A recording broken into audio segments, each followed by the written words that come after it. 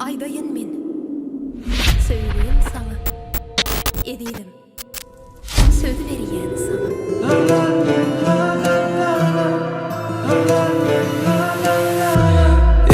Dinle yürek sesim, senden başka hiç kim bilmese, hiç kim bilmese.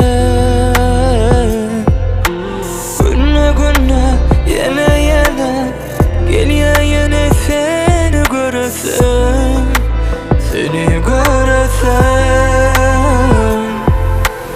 Aydayım ben söyleyeyim sana, edidim söz ver bana, beni söyleyeceğim.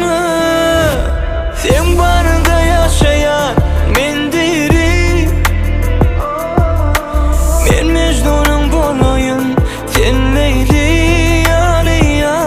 Yani söymeni ellerime ver eli. Sen olmasan sayarım ben kimi, ben kimi.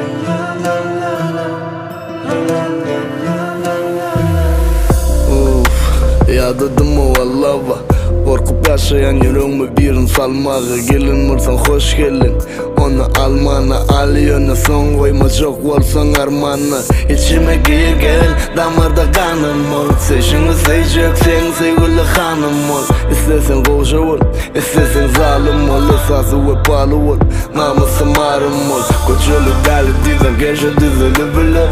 Даже без хартайдым dizili bile.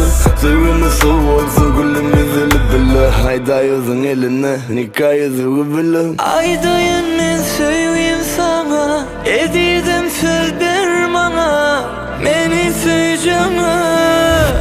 Sen barında yaşayan men değilim,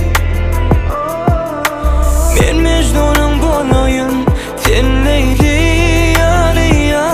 Yani söymeni ellerime ver eli. Sen olmasan sayarım ben kimi, ben kimi.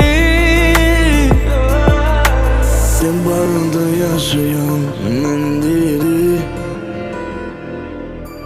men Mecnun'un balayım, sen Leyli. Sayarım ben kimi, Aydayım.